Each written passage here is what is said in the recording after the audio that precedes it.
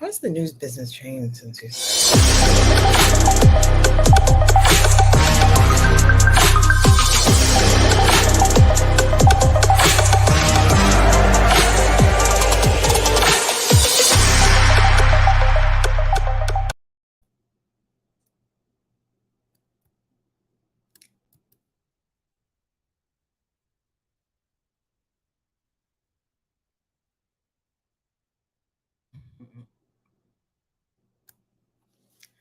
Welcome, everyone, to the Ovis at Live event. I'm Tracy Grant, the chief correspondent for Ovis.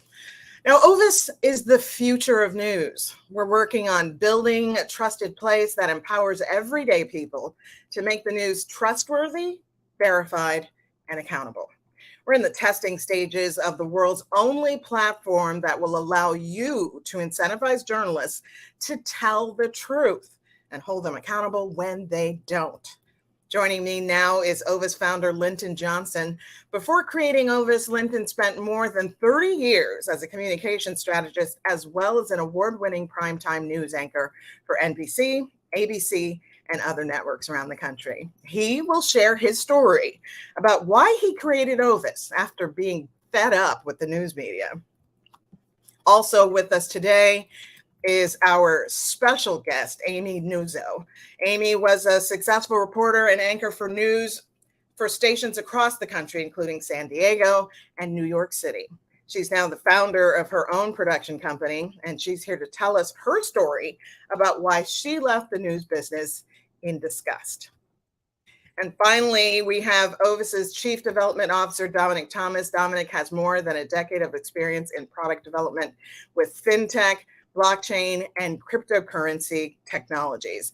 He was the most recently the CEO and co-founder of Warbly, a fork of the EOSIO blockchain. Sorry about that.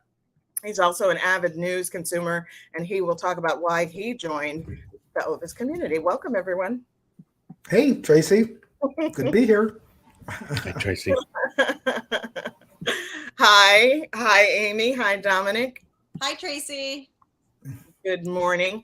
Well, okay, before we begin, I want to invite our audience to put their questions and comments in the chat. We will respond to as many of them as we can.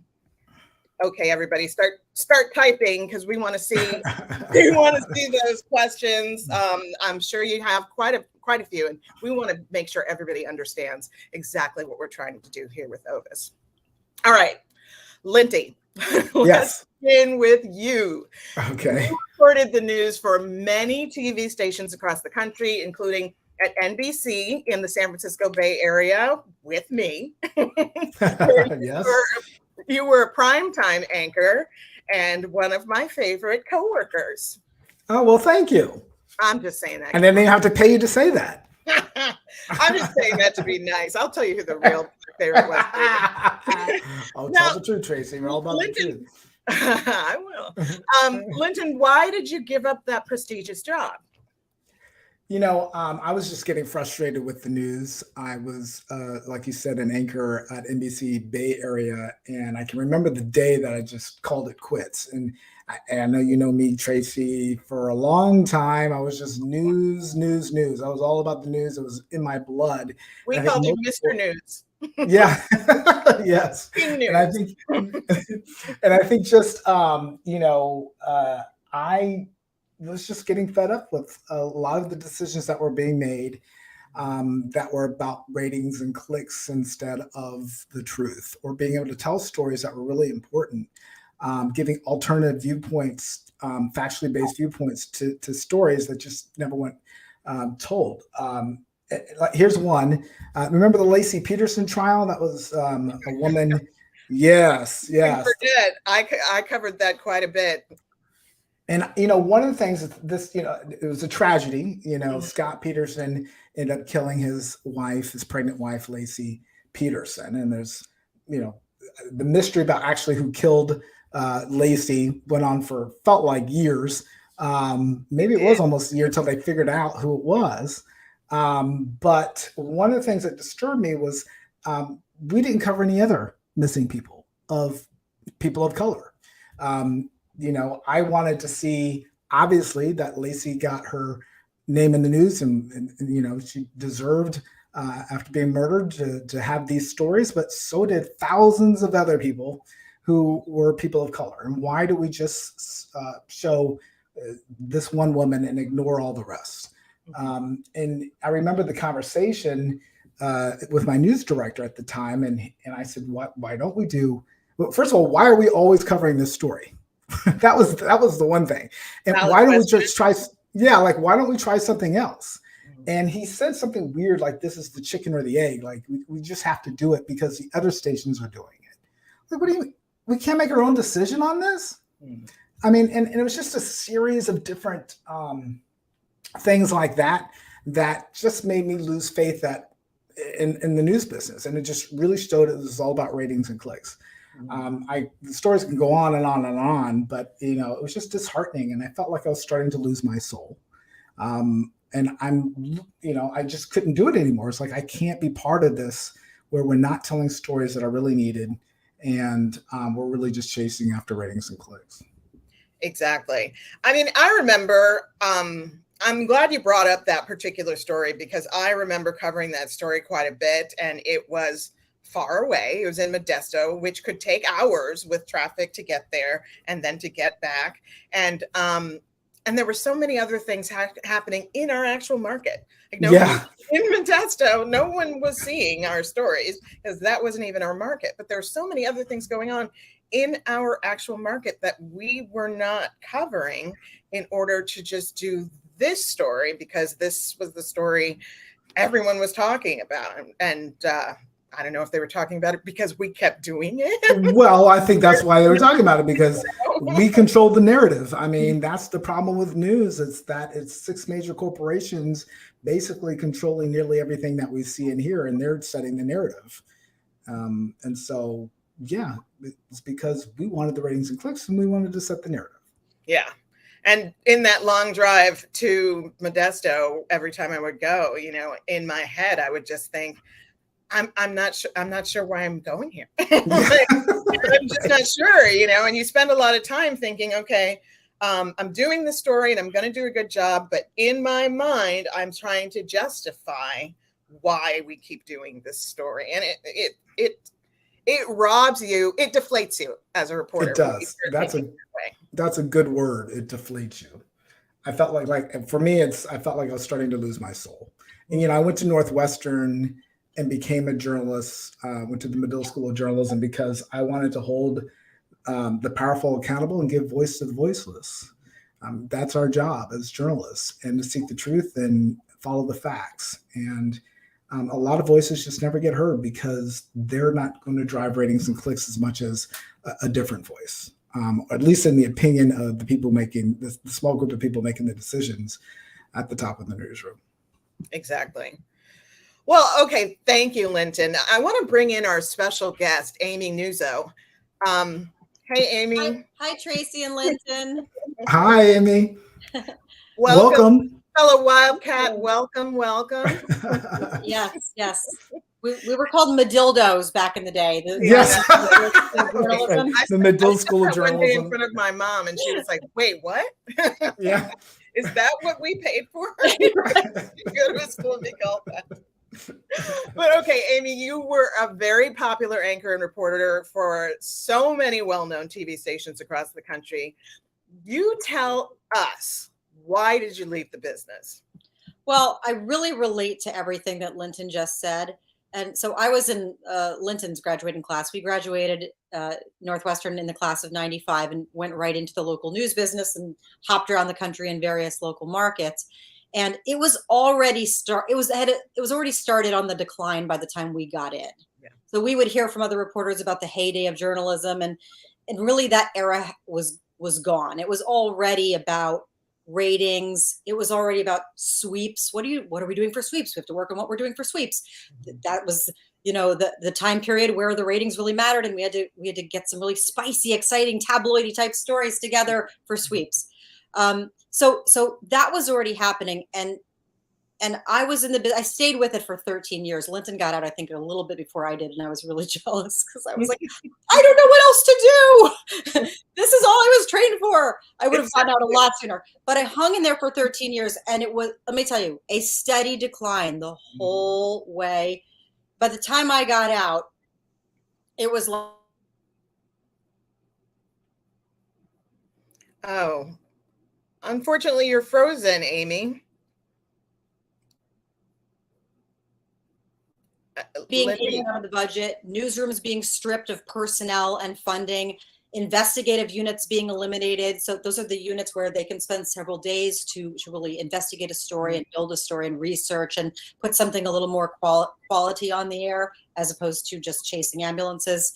So it got more about money, defunding newsrooms, and it's not just that we were expected to do the same with less, it's that we were expected to do more with less, because they added newscasts. It was no longer just the 4 and the 5 and the 11. Now it was no longer just the 5 and 6 and 11. Now they're adding a noon. Now they're adding a 4, and they're adding no new reporters and no new resources. And then, oh wait, there's more. Social media. Now everything you do on TV doesn't matter anymore because TV is dead. Now you've got to be blogging. You've got to be on Facebook. You've got to be on Twitter every month that you're not on television. So there is no time to research a story. There is only time for your face to be on camera, and that's practically it. And a reporter is like a soldier. They're just told what to do and they better obey. You're sent to cover the story, and you really don't have a lot of say in it. And it's very demoralizing when the story you get sent on day in and day out is some local crime, when there are important issues that your station's not willing to invest the time and resources to cover, because it's cheaper and easier, and it's you can just phone it in and send you to the latest breaking story, even if it affects no one other than one family, right? Exactly. No, I know exactly. Murders, and I don't want to knock on doors and ask mothers how they feel about their child being murdered. Yeah. Horrible. And that's your job, day in and day out. Right. And think about how many times, I know this happened to me, I would be in the grocery store or somewhere, and someone would come up and say, why won't you do a story about this thing? Or I reached out to your station because this, we're all being evicted, or like stories like that. And we tried. Nobody wants it. Exactly. Or they'd say, oh yeah, okay, we'll let you work on that enterprise story. And then you spend a few hours on it, and then they immediately pull you as soon as there's like a dumpster fire. Exactly. Or stabbing. They pull you off that great story that you just put all that work in, and then eventually you just give up. Yeah. Because every time you put in your heart and soul, you get attached to something, you put in the work, you feel like you're actually going to make a difference. And then as soon as the police scanner goes off, they send you to something totally meaningless. Yeah, exactly. And then it's so easy to go. I mean, a shooting or crime is super easy to cover. Cheap as long and as easy. It's street crime. As they long as it's send you street there, crime. it requires no effort. You as a reporter, you interview some witnesses, you ask the police chief for a soundbite, and that's it. That's what everyone reports. There's no effort involved. Right. And what's worse, the problem with that is that it creates, it gives a bad reflection on communities, especially communities of color. You think it's just crime-ridden, and whatever city or whatever neighborhood is just the worst neighborhood in the world, when in fact it probably isn't.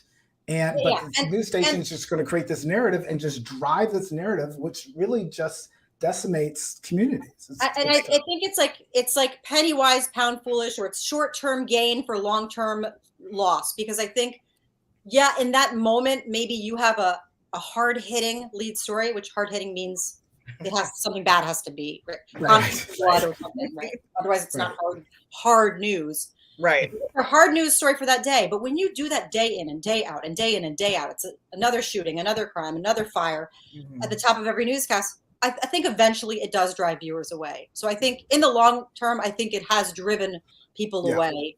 And it's laziness, but you can't totally blame any of the individuals involved, because these are people who are overworked.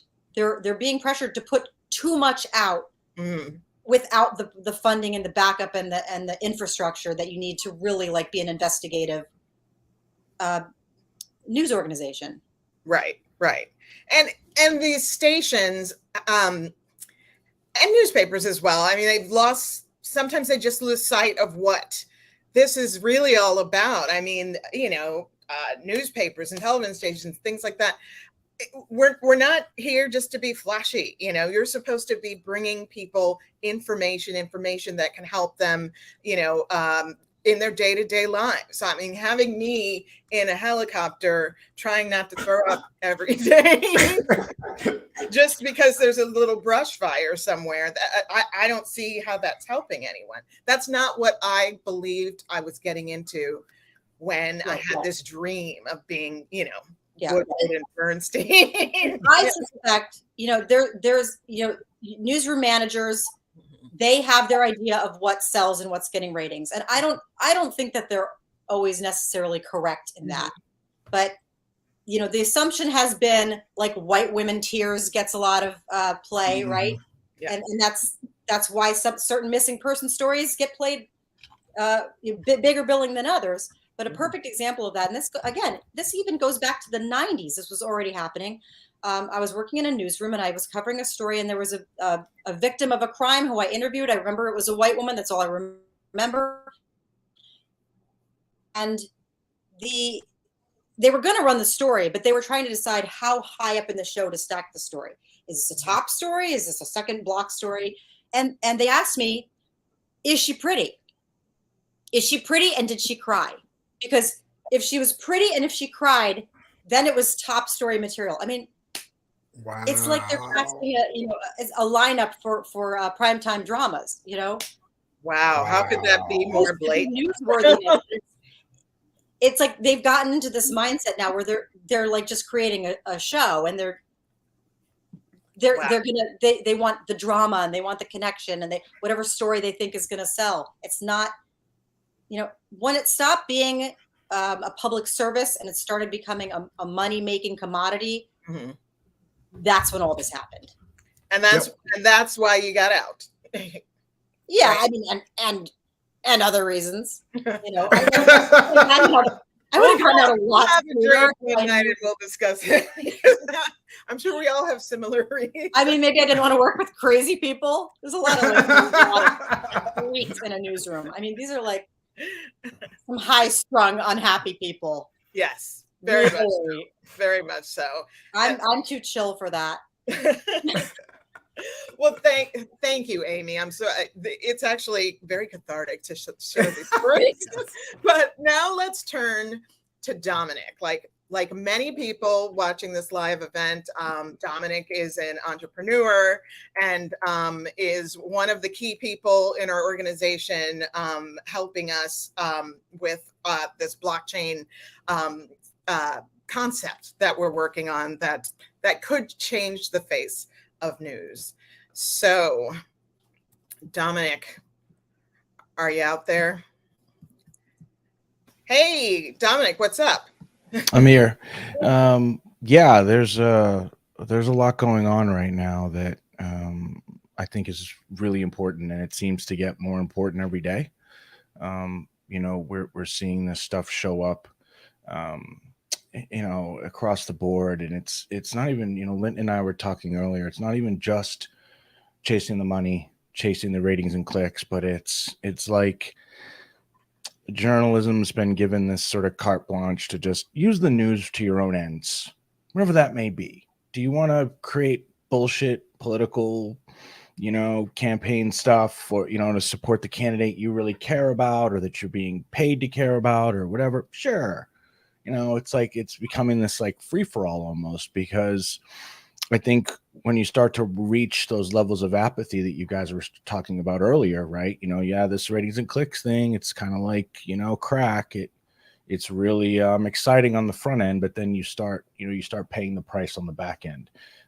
It gets old quick because there's no substance. There's nothing that's truly engaging or creating real customers anymore. So, we know that's dangerous.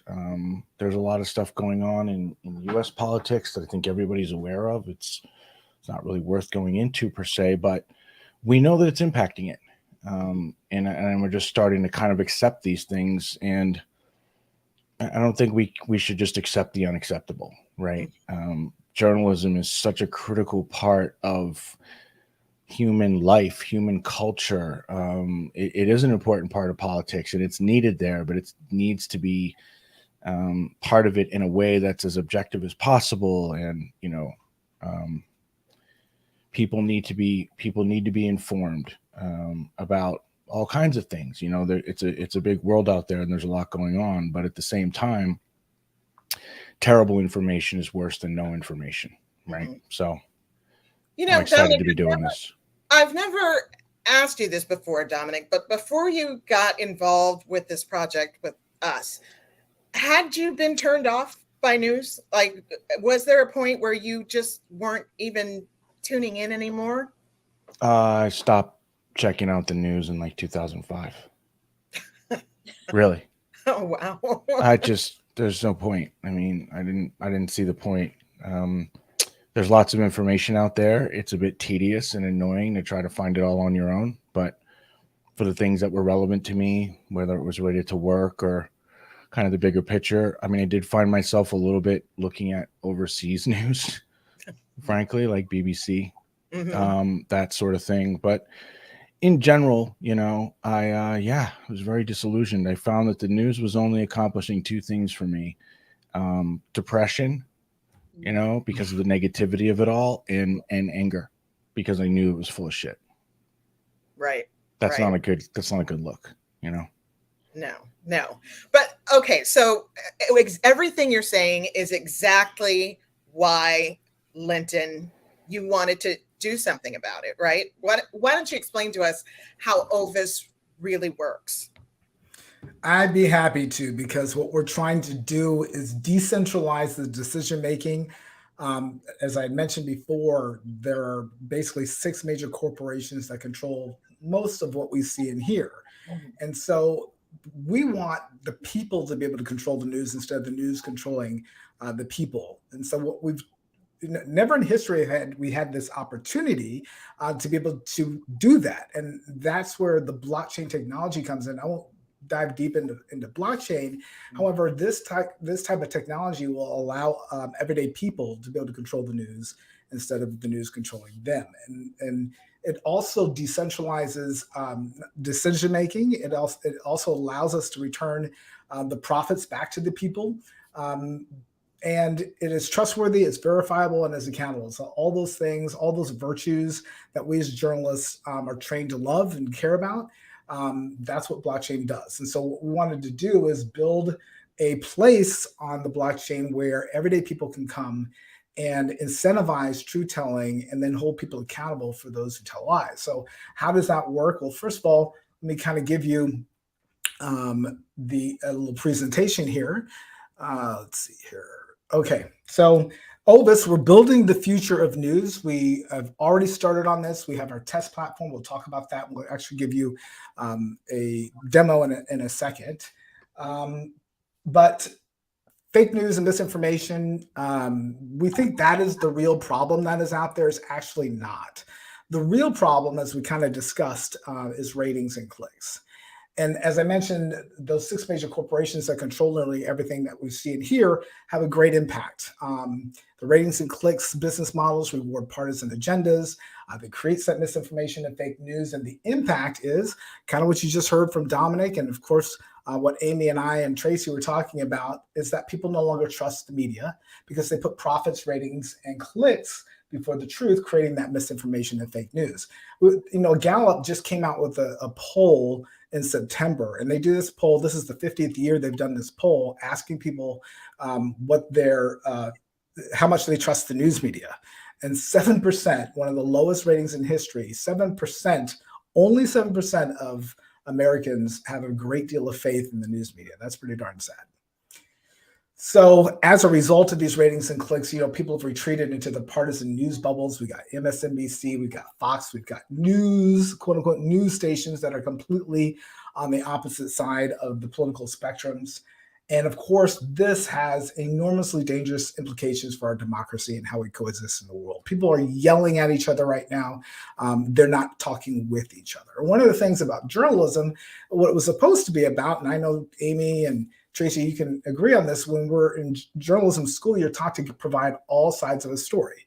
Well, that doesn't happen anymore. You've got one biased newspaper that's only going to give one narrative, and one television station that, anyway, we get it, right? But the social cohesion is starting to erode because we're just not talking to each other anymore. So we want to have a solution. It's very dangerous for our country. It's very dangerous when we can't respect somebody else's ideas. And even though they differ from your vantage point, your viewpoint, just shutting them down is just not the way we should be doing things. We should be celebrating people who have different ideas and coming to consensus on ideas, so that way we can move forward instead of just screaming at each other. So what we did is we wanted to create Ovis. We wanted to create something, a place that's trustworthy, verified, and accountable. And what Ovis is, or what it will be as we're building this, is a people-powered, blockchain-based, decentralized media platform with a singular focus, and that is incentivizing the truth. And what we're doing is we're taking the best of social media and combining it with the power of blockchain technology to ensure both information and the community members are trusted, verifiable, and accountable. And as we're building this platform, Ovis will give everyday people the power to incentivize journalists and fact checkers to be truthful and then hold them accountable when they aren't. Our vision is that we envision a world where the Ovis community unites humanity with people-driven news and information that is trustworthy, verified, and accountable. And our mission is to end fake news by incentivizing truth-telling. Now, we talked about problems, but we're not actually trying to solve the problems of the current news media. What we're really doing is moving to a completely different paradigm. We can't solve those problems. They're really big. And, CNN and Fox News and New York Times, they're giants. We're never going to change them. What we can do is create a new paradigm. So we're basically flipping the script. What we're doing, if you compare corporate and social media to what we're doing here at Ovis, corporate news is centralized. They exploit the users. Certainly in the mass media, the user is passive. So the news consumer just consumes, right? They have no engagement. It's very autocratic. It's top-down driven. A few people are telling what the rest of us must believe. And it's shareholder owned. So the profits, as Amy was talking about, how they're just cutting. They're cutting because they want to give those profits to a few shareholders. And then social media is pretty much the same thing. I mean, one could argue that it is it's definitely participant because you get to connect with other folks and the users get to participate. But reality is it's still autocratic because all the algorithms in social media are designed to feed you only the narrative that you believe, right? And so you're still being controlled. I mean, you really are, even though you may feel like you're a participant. And then Ovis, it's like 180, completely decentralized. This is all about the people. We're rewarding people for telling the truth instead of exploiting them. We're engaging with everybody. We want people to participate. This is very democratic. And all the story ideas are built from the bottom up. And the entire platform is owned by the people. That's where we're going. The entire platform is owned by the people. So we have a great team. For those of you watching, we've met a few of them, but Dominic has already introduced himself. Tracy and myself. Aria Mercado is our Chief Community Officer. We're working very closely with Northwestern University. The Dean of the Medill School of Journalism, Charles Whitaker, is on our board. Brenda Boudreau, a former professor at Northwestern, is also one of our board members, and Sandeep Kandahar. We want to try to create a board that is diverse, not just of journalists, but of everyday folks. So he serves as an everyday folk person on our board. Kind of give you a little history here. In August of 2021, we initiated the proof of concept. So that was a couple months process. And then in December of 2021, we put our proof of concept on the Binance blockchain. So we actually have a working product. And since December, we've been testing that out. That's why Tracy said in the beginning, we're in our kind of testing phases right now. We've had our smoke test testing, our user acceptance testing, a lot of mumbo jumbo, but basically we've built it and now we're testing it and now we're learning from those tests. And then we're going to make the changes based upon the recommendations from our users. And then in March of 2020, we created the MVP, I call it the pre-MVP because it's not yet an MVP, but the idea is that we'll have a truth database that we can start with, the actual physical database, but not the actual data in the database. And then in basically the fall or the beginning of fall, September 22, based upon the information that we learned from our user acceptance testing, we needed to move to the UX network. And Dominic, we brought him on board around that time. Dominic, you want to kind of give us a little detail for the crypto users why we're going there? Yeah, sure. Really, Binance Smart Chain, as many people know, is pretty much an Ethereum clone of sorts, and uses a lot of the same concepts, the same programming languages for smart contracts, but also has the gas fees, the dreaded gas, which is really problematic when you're trying to onboard, especially, non-technical users. Which really that's the point for us, right? We want to get news to everyday people. So, it doesn't need to be too technical. So UX network based on EOSIO, now Antelope technology is, put us in a situation where, users won't have to even think about transaction fees or any of that stuff.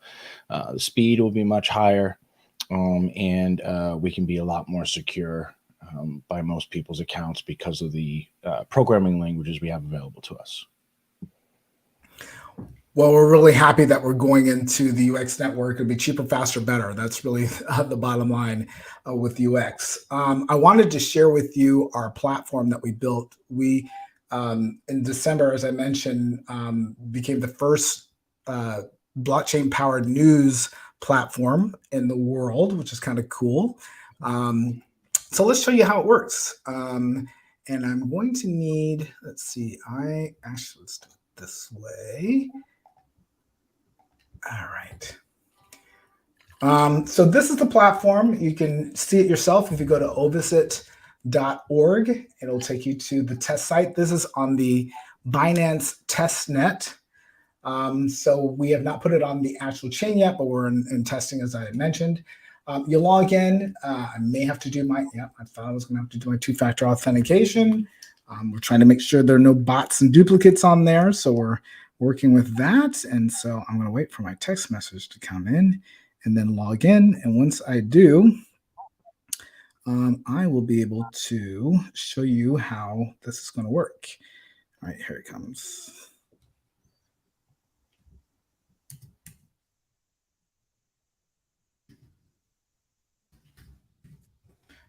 Love having to do our two factors. All right. So the central premise, what did you say, Tracy? Security is important. Yeah, security is important. Yeah. So the central theme here is to Ovis it. If you are unsure whether something is fact or fake, or if you have a story idea, you Ovis it. Simple enough. So you click on the Ovis it button, and I'm going to ask you a question, Tracy. Yes. What is something that the media should be covering but isn't covering that you would like journalists to cover on the Ovis platform? And it doesn't matter how small it is. It could be something unique to your neighborhood, or it could be something global. Doesn't matter. Okay.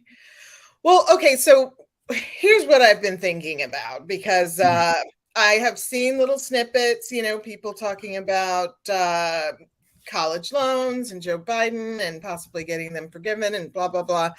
And to be honest, and I consider myself somewhat smart, I have no idea what they're talking about. Like, I would like to have my loans forgiven as well, but I feel like no one is really explaining it. Like, I've had to Google it. I've blah, blah, blah. I would, if I had an opportunity, I would write in and say, and suggest different angles for the story that would make it more, it would make it easier to understand. Like, there are a lot of different people who could, who stand to gain or be helped by this whole college loan thing. And the only parts of the story I'm hearing is that, this side, the right says this is a terrible idea, and the left says no, this is a good idea. But how do you actually do it? So I would love to have a more detailed explanation and actual stories from the people who can be helped or affected in some way, rather than just the political part of the story. Which is what the news media loves to do. Is just a tug of war, but not actually any help on how to get one of these students. So maybe the story idea is, how do I know, or how do I qualify for forgiveness? Is that it? Okay. Yes.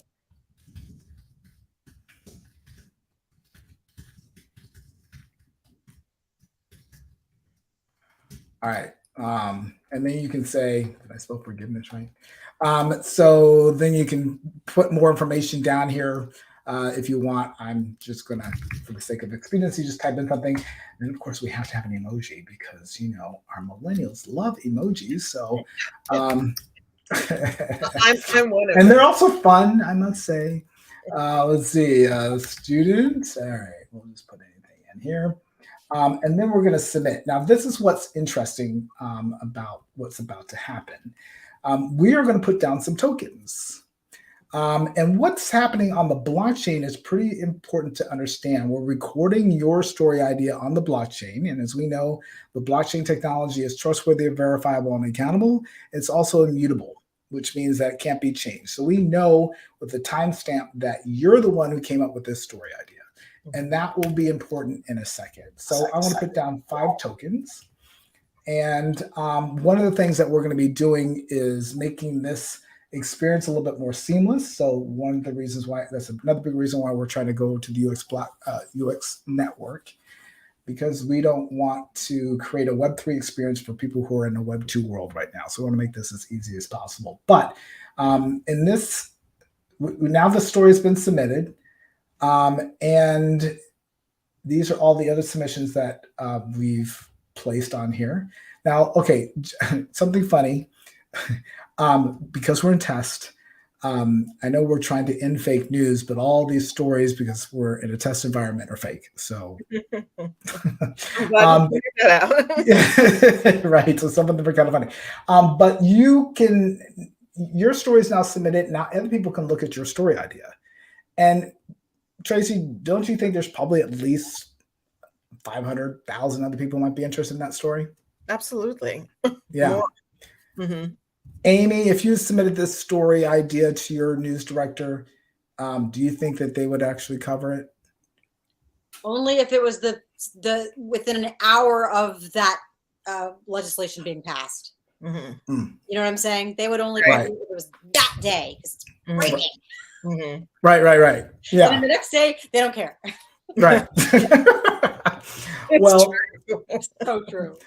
The reason why this is awesome is because it doesn't matter how small the story is, if it's just about your neighborhood, or how big it is because it's global. You can look through these stories and you can help basically microfund a story.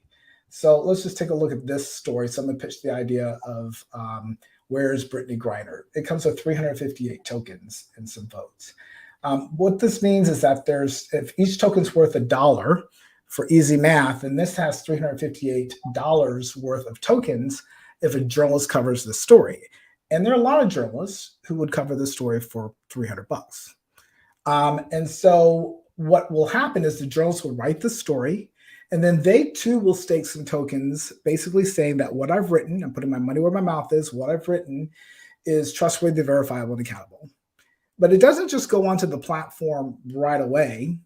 It has to go through fact checkers. So the story gets submitted to a minimum of 3 independent fact checkers who are certified using a community process, which we all come to consensus on the certification methods for fact checkers. And these fact checkers don't know who the other fact checkers are. And 2/3 of them have to come to agreement that the information that the journalist wrote about is accurate, is factually true. So when that happens, even all the fact checkers have to put down some tokens as well, because what they're saying is that they're putting their money where their mouth is, that they fact check this as well. And Lyndon, that answers a question of someone in the comments is asking how do you make sure that the fact checkers themselves aren't biased. Right. That's how, because they have a financial stake in being true and being truthful. Mm-hmm. Right. And we have multiple fact checkers because, we all are going to come with a little bit of bias to the table. As objective as we try to be, Sure. We bring our life experience. But now we have 3 of them, a minimum of 3, which then starts to weed out the bias. So once that's done, then the story gets published to the platform. And what's cool about this is that now this story is on the blockchain. We know exactly who fact checked it. We know who pitched the story idea. And it's time for that pot of money, that 358 tokens, to be dispersed. So most of it's going to go to the journalists. Some of it's going to go to the fact checkers. And because the person who submitted the story idea created something of value, we're going to reward them for that. So some of that purse goes to the story submitter. And then we talk about how we're trying to decentralize everything, return profits back to the people. The remaining amount from that purse goes back to the people of the Ovis community. So that's how we completely decentralize it. And that's what we're building. Any questions about that? And just so folks know, there's almost no fact checking that goes on in a local news. Yeah. That is really an important point. I don't think most people realize. I mean, in terms of fact checkers, I really only know about magazines really that have them. Like, there's no fact checkers in daily news. If even an investigative unit, they had this investigative unit that would work on stories for months and months and months at a time. Like, they had fact checkers. But if you're out there just sort of running and gunning it, trying to get it done, by the end of the day and make sure at 6 o'clock it's there. I mean, there's nobody out there going, what about this? Is this the right statistic? Is this that? It doesn't exist. I think Amy may have frozen, but yeah. When the executive producer checked your script, or at least review your script before, and then they're not even doing that anymore. No. Oh, wow. Plus, the executive producer or whomever reviewing your script knows less about the story than you do. Yeah. Right. For like coffee in the newsroom all day. They don't know the story. Yeah. So, who's checking it? True. Interesting. Now, okay, so let's talk about some of the questions that people have about how all of it works. Now, and I know I'm going to skewer this name, so I really apologize. But Obianuju. Very good. Is that right? Yeah. Okay. Obianuju wants to know, how are the profits shared with the people? So that's a great question.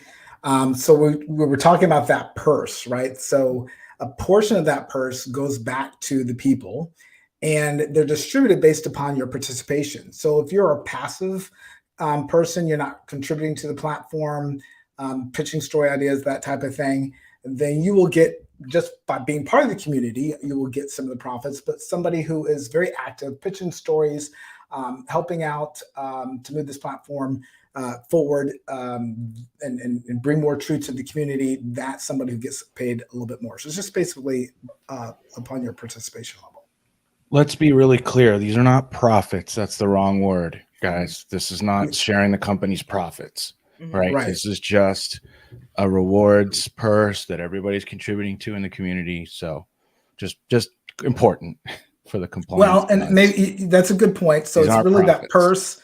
that purse, the surplus from Mhm. that purse Mhm. is designated as belonging to the community. So the community then gets share in that surplus. So maybe You're all like freelancers in the equation, if you think Right. about it. Mhm. You're the content idea creator. You're basically freelancing by creating ideas. Then a journalist is joining in and saying, okay, I'm a freelance journalist. I'm going to pick this up and I'm going to write about it. And the fact check, right? It's basically, we're just enabling all of you guys to interact. It doesn't have very much to do with us once the platform is there and you're engaged in it, right? That's the whole thing about decentralization. It's like one of the things that came about in kind of like the second wave of cryptocurrency trading were these things called DEXs, decentralized exchanges. That's all it is, right? So you had your Coinbases and stuff that are pretty famous, and Robinhood or whatever, right? You can just buy cryptocurrency, you can sell cryptocurrency, you can trade between cryptocurrencies. Well, DEXs are just somebody builds an interface and I can put up an order, and then you just connect to the interface with your wallet and you buy my order, right? Or whatever, or I'm buying and you're selling. We're just interacting. You and I are transacting. The platform's actually just enabling that transaction so that it's basically, in this instance, providing like an escrow service so that, I don't rip you off, but the platform itself is just enabling the two of us to trade. So this is a similar thing with Ovis. Okay. All right. Well, here's another question. If I want to join as a journalist, how do I do that? Linty? Well, right now you should probably just go to ovisnews.com and sign up to join the movement. We're going to be reaching out to all the people who subscribe and asking them how they want to get involved in the community. There are many different opportunities, but if you do want, you can also email me as well. You can email me at linton@ovis.news. ovis.news, and we are starting to form the process of onboarding journalists. That's great. And fact checkers, I mean, we need them. If this is something you're interested in doing, absolutely reach out to us, because we want as many people on our team as possible so that we can really accomplish what Ovis is all about. Absolutely. Well, I think this went well. I think it did too. Yes. So, I mean, this was a spirited discussion, and we will have a lot more like this one coming up. So thank you, everybody. Thank you, Linton. Thank you, Dominic. Thank you, Amy. This has been a lot of fun, and I hope that people out there really have gotten a real feel for what we're trying to accomplish here. So that does it for us on the Ovis podcast. Please like and subscribe to our social media channels by visiting ovisnews.com. It's also where you can join the movement to end fake news by incentivizing the truth. I'm Tracy Grant. Thanks for watching.